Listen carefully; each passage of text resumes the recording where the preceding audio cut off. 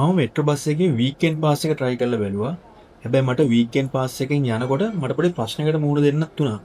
ඒක උනේ මෙන්න මෙහෙමයි. ගියරිද මට වැඩ වගේකට නුගේගොඩට සහ කොටුවට යන්න ඕන වෙලා තිබුණා. ඉතින් මම LMT app එකෙන් මෙට්‍රෝ බස් වල ටයිම් ටේබල් එකයි ප්‍රයිස් එකයි චෙක් කරනකොට මට තේරුණා වීකෙන්ඩ් පාස් එක දාන් ගියා නම් ගමන ලාභයි කියලා. ඉතින් මම LMT app එකෙන් වීකෙන්ඩ් පාස් එකකුත් ඇඩ් කරගෙන කඩවතට ගිහින් මාගමුරු බස් එක නැගලා මගේ ගමන පටන් ගත්තා. වීකෙන්ඩ් පාස් එකකට වෙනම QR එකක් එනවා. එතකොට ඒක තමයි ස්කෑන් කරන්න ඕනේ. මේ රූට් එකේ බස් එක යන්නේ තොරණ හන්දියෙන් හයිවේ දාලා. මෙන්න මේ හරිය මෙට්‍රෝ බස් එක යනකොට මට තේරුණා නිකන් වෙන රටක බස් එක යනවා වගේ. ඉතින් කොහොම ඇවිල්ලා මම නුගේගොඩට ආවා. බස් එකේ ස්ටාෆ් එක පොඩ්ඩක් කතා කරාම එයාලා කිව්වේ වීක් ඩේස් වල නම් සමහර වෙලාවට බස් එකට සෙනග ගන්න පවා බැරි වෙනවා කියලා. ඉතින් මම නුගේගොඩට ආවේ මගේ යාළුවෙක් ගියේ මට ඕන ගන්න ඩොකියුමන්ට් එකක් අරගෙන යන්න. යාළුවත් ඇවිල්ලා තිබුණ නිසා මම ඒකත් ඉක්මනට අරගෙන ආයේ කොටුව සයිට් එකට යන්න නුගේගොඩ මෙට්‍රෝ හෝල්ට් එකට ආවා. ඇප් එක චෙක් කරලා බලපුවාම කඩවත බස් එකක් ළඟම එනවා පෙන්නවා. දැන් හරියටම අපි ඉන්න හෝල්ට් එකට බස් එකේ ටයිම් එක බලා ගන්න පුළුවන් නිසා ටයිම් එක ප්ලෑන් කරගන්න මාරම ලේසියි. ඉතින් මම ඒ බස් එකේ ගිහින් බොරැල්ලෙන් බහැලා ආපහු මට මාකුඹර කොටුව මෙට්‍රෝ බස් එකකට මාරු වෙන්න වෙනවා කොටුවට යන්න. මම ඉතින් බොරැල්ල YMBA එක ගාවින් බහැලා ආපහු පොඩ්ඩක් කනත්ත වටරවුම් සයිඩ් එකට පයින් ගිහින් සෙට් එක ගාවින් හෝටන් ප්ලේස් පාරට හැරුණ ගමන් තියෙන මාකුඹර කොටුව රූට් එකේ බොරැල්ල මෙට්‍රෝ හෝල්ට් එකට ආවා. මෙතන මට විනාඩි 10ක් වගේ ඉන්න උනා මෙට්‍රෝ බස් එක එනකම්. මෙතන තියෙන අවුල තමයි බස් හෝල්ට් එකක් නැති එක. මොකද මෙතන කිසිම හේවණක් නෑ වගේම හෝල්ට් එකක් හදන්න කිසිම ඉඩකුත් නෑ. ඉතින් ටික වෙලාවකින් බස් එක ආවා.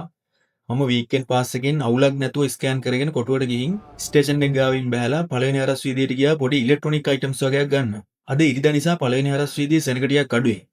කඩත් ගොඩක් වහලා. ඉතින් මම බත් ටිකක් අරගෙන පයින්ම CTP බස් ස්ටෑන්ඩ් එකට ගියා. මෙන්න මෙතනදී තමයි මට මාර ප්‍රශ්නයකට මුහුණ දෙන්න උනේ.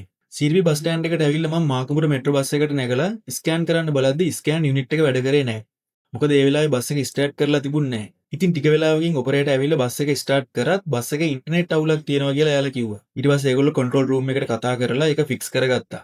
ඒත් ඊට පස්සේ මම ස්කෑන් කරන්න යද්දි ස්කෑන් වුණේ නැහැ. ඒත් පේමන්ට් එක ෆේල් වුණා. ඊට පස්සේ ස්ටාෆ් එකෙන් කිව්ව විදිහට මම ආයෙ try කරාම ඒක හරි ගියා. බැරි වෙලාවත් ස්කෑන් යුනිට් එක වැඩ නොකර තිබුණා නම් මට කෑෂ් හරි කාඩ් පේමන්ට් හරි කරලා තමයි යන්න වෙන්නේ. එහෙම වුණා නම් මට වීකෙන්ඩ් පාස් එකෙන් වැඩක් නැතුව යනවා සහ මට පාඩුවක් තමයි වෙන්නේ. ඕගොල්ලන්ටත් මෙට්‍රෝ බස් එකේ යද්දි මෙහෙම සිදුවීම් වෙලා තියෙනවද? කමෙන්ට් එකක් දාන්න ඔයාලටත් මේ වගේ එක්ස්පීරියන්ස් එකක් තියෙනවා නම්. ඉතින් ඊට පස්සේ තමයි හොඳම හරිය. මම බොරැල්ලෙන් බැලලා YMBA හෝල්ට් එක සයිඩ් එකට පයින් ගියා කඩවත මෙට්‍රෝ බස් එක ගන්න. එතන මට විනාඩි 10ක් වගේ ඉන්න උනා. මේ හෝල්ට් එකේ ගොඩක් සෙනග හිටියා බස් එක එනකම්. මට වාඩි වෙන්නවත් සීට් එකක් හම්බුන්නේ නැහැ. මට මේ සම්පූර්ණ ගමනට වීකෙන්ඩ් පාස් එක නැතුව ගියා නම් රුපියල් 825ක් යනවා. හැබැයි වීකෙන්ඩ් පාස් එක රුපියල් 799ක් නිසා මට පොඩි ඉතුරුවක් තියෙනවා. ඉතින් ඔයාලට සෙනසුරාදා සහ ඉරිදා දවස් දෙකේම මේ වගේ ගමන් සෙට් වෙනවා නම් මේ වීකෙන්ඩ් පාස් එක මාරම වටිනවා. මොකද ඒක සෙනසුරාදා සහ ඉරිදා දවස් දෙකටම අන්ලිමිටඩ් ටුවර්ස් වලට වැඩි. දැන් ටයිම් ටේබල් සහ ප්‍රයිස් එකත් හරියටම ඇප් එකෙන් බලා ගන්න පුළුවන් නිසා ඔයාලගේ ගමන් හරියටම ප්ලෑන් කරගන්න පුළුවන්. ඉතින් ඕගොල්ලෝ මෙට්‍රෝ වීකෙන්ඩ් පාස් එක try කරලා බලන්න. ඕගලන්ට හිතන විදිහට මෙට්‍රෝ බස් සර්විස් එක වුණ කොළඹ තවත් පාරවල් සහ ලංකාවේ වෙනත් නගර මොනවද? කමෙන්ට් එකක් දාන්න.